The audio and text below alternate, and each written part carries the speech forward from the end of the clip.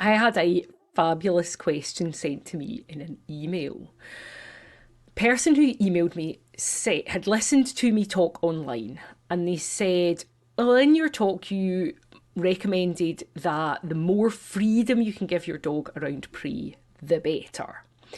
But then you also talked about keeping your dog attached to you and maybe using harnesses and things, which is not what most people would call freedom. So, did you mean that exposure to prey is what they need, even if they're restrained from going after it? Now, that is a really great question, isn't it? And I would say, yes, exposure to prey is what they need. This is not a reactivity problem where keeping away and gradually building the dog's confidence is what often helps.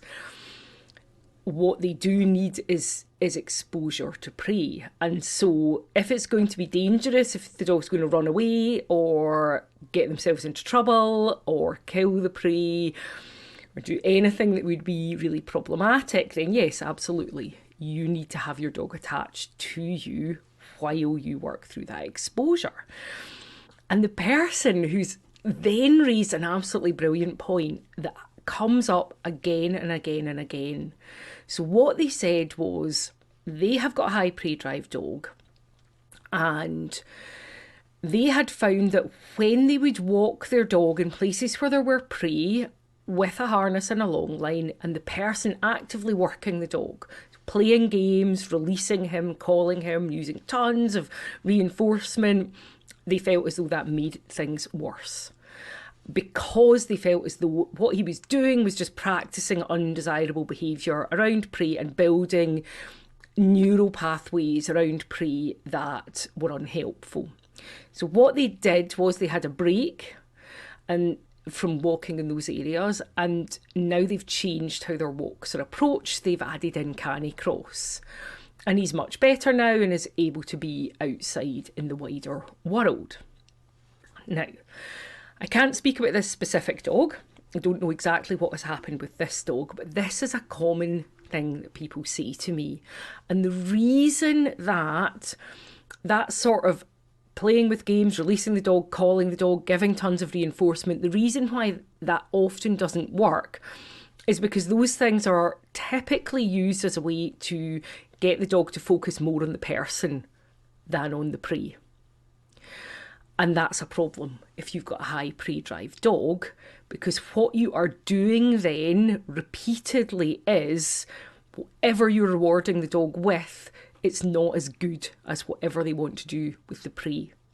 And when you do that, the whatever you're doing with the dog becomes a bit of a punisher. Even though you might be using food and toys, if they are not used in a way that's meaningful to that dog, in terms of what they would want to do with the prey, you need to be offering a very good prey substitute to be able to do that. And most of the time, in my experience, that's not what's happening. And so the more that the dog is unable to access what they want to do, it's not so much the harness and the long line, it's more what happens when the dog's on it. The more that they cannot access what they want, and the more that the person is engaging them to try and keep them from interacting with the environment, the worse the dog's behaviour gets.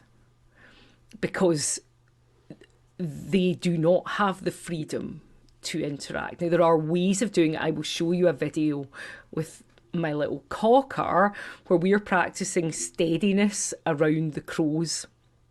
And I'll put some captions in it so you can see what's happening and why what I am doing with her is being successful and is not quite what was described in this email. But what was described in the email is very often what people find themselves doing.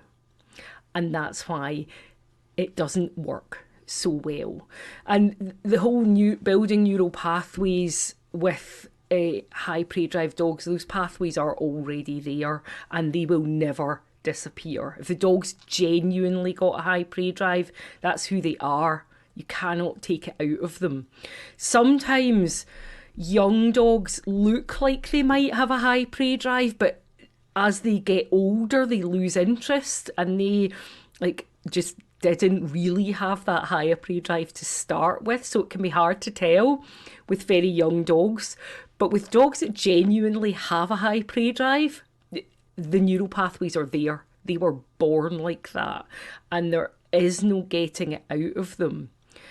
And also being able to perform the predatory behaviour that is their preference, or have a substitute that is a genuine substitute for what they want to do, is really important for their welfare. And I would suspect what I find happens with Canicross is the reason that it is so transformative is because you just go out in the world with the dog attached to you with a bungee line. They wear a harness, you wear a harness, you can jog or walk. But the reason that really works is because typically the dog then has more opportunity to engage with the environment because they're not being pulled away from it constantly by somebody trying to play games with them and get them to engage with the person rather than the environment. And in my experience, that is why Canicross is so transformative. So hopefully that makes sense. Let me show you my video of my cocker, and I'll put some subtitles. Couldn't think of the word. I will put some subtitles in there just to show you what is happening and why it is more effective than, trying to play games with her that would distract her from the birds.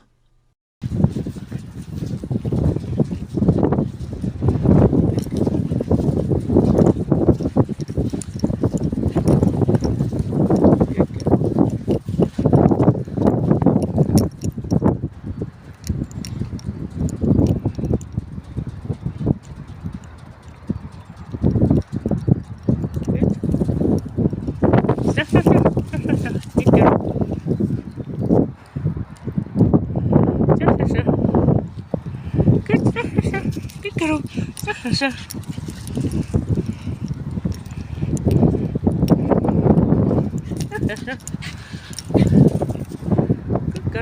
Good girl.